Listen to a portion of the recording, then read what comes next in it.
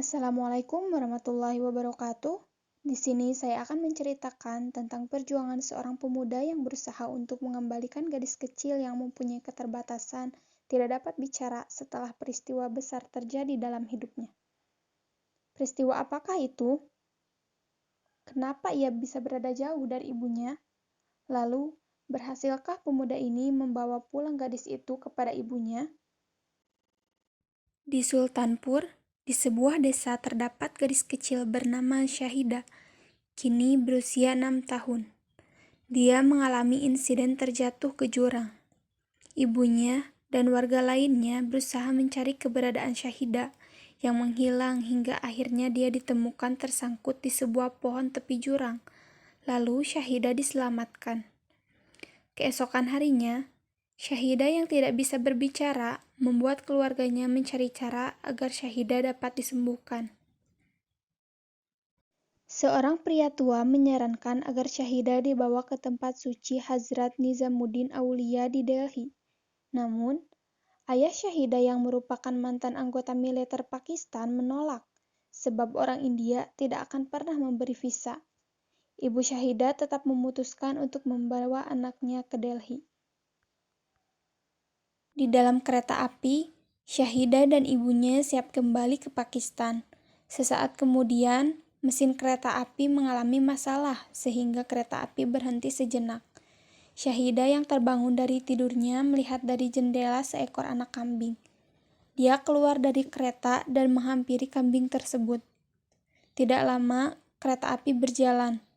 Syahida yang tidak bisa berbicara berusaha mengejar kereta api. Sementara di dalam kereta itu, ibu Syahida bangun dari tidurnya. Dia menyadari Syahida telah menghilang.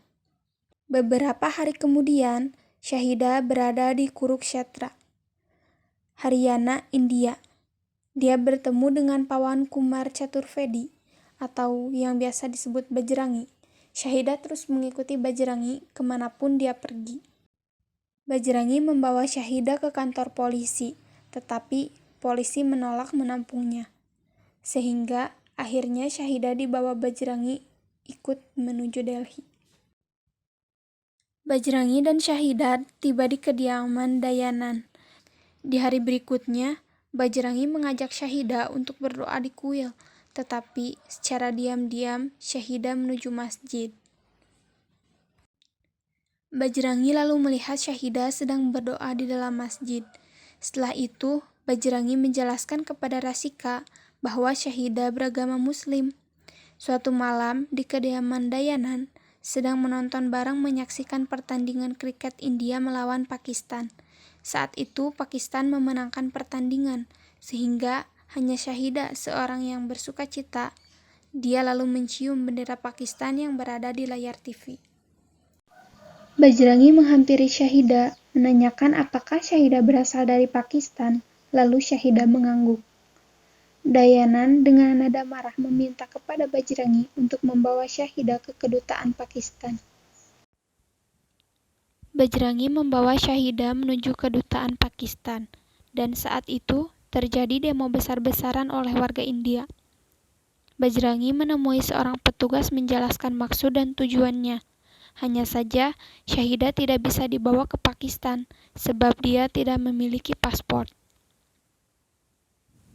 Di hari berikutnya, Bajrangi menuju agen travel atas permintaan dari Dayanan, yang menganggap agen travel tersebut dapat membantu Bajrangi. Ketika meninggalkan tempat tersebut, Bajrangi merasa kasihan dan kehilangan Syahida, sehingga dia memutuskan untuk kembali. Namun saat itu, dia melihat Syahida dibawa ke rumah bordil untuk dijual oleh sang agen kepada pemilik tersebut sehingga membuat Bajrangi marah. Dia menghabisi sang agen dan juga anak buah pemilik tempat tersebut. Bajrangi membawa kembali Syahida ke pelukannya. Bajrangi memutuskan untuk menyeberang ke Pakistan membawa Syahida bertemu keluarganya.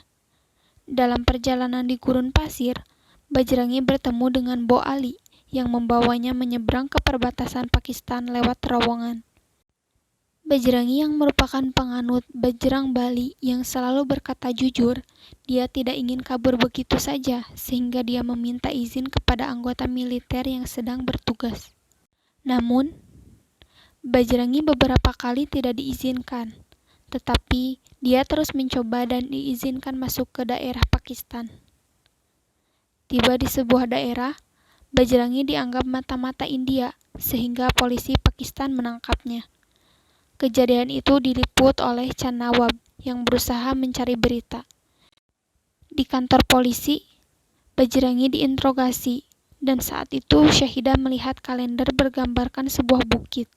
Dia terus menunjuk gambar tersebut.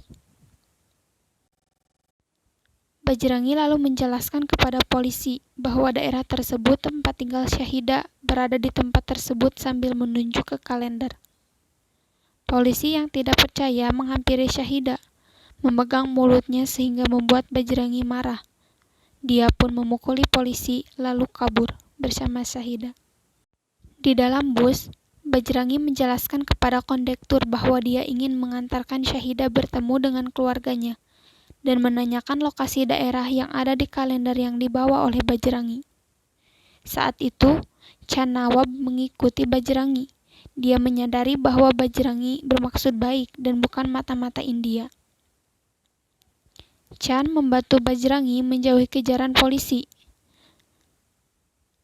Chan Nawab membuat liputan untuk disebarkan ke website, sehingga Chan Nawab berharap akan ada yang menghubunginya.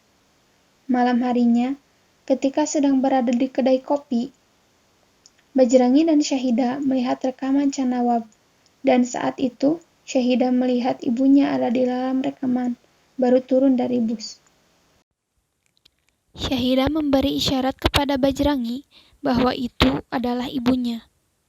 Keesokan harinya, mereka bertiga menaiki bus yang mengarah Sultanpur. Dalam perjalanan, Chan Nawab membawa Syahidah bertemu dengan keluarga, sementara Bajrangi ditangkap oleh polisi. Dia mengalami luka tembak. Bajrangi yang berada di tahanan disiksa oleh polisi. Chan Nawab lalu membuat liputan yang diupload dan disaksikan oleh banyak orang, baik itu di Pakistan dan India. Chan Nawab menjelaskan bahwa Bajrangi bukanlah mata-mata India, melainkan seseorang bersifat mulia yang mengantar pulang Syahidah menemui orang tuanya. Chan Nawab mengajak warga Pakistan dan India untuk bersama-sama pergi ke perbatasan Narowal untuk memastikan tidak akan ada yang menghentikan Bajrangi menyeberangi perbatasan. Tiba di perbatasan Narowal, ribuan orang telah berada di perbatasan, baik itu di India dan Pakistan, untuk menyaksikan Bajrangi kembali ke asalnya. Bajrangi tiba. Dia dibantu oleh warga Pakistan menyeberangi perbatasan setelah menghancurkan gerbang perbatasan. Saat berjalan menuju kawasan India, Syahidah yang tidak bisa bicara berusaha memanggil Bajrangi. Hingga akhirnya, dia mengeluarkan suara memanggil nama Pawan, sehingga membuat Bajrangi menoleh dan menghampiri Syahidah lalu memeluknya.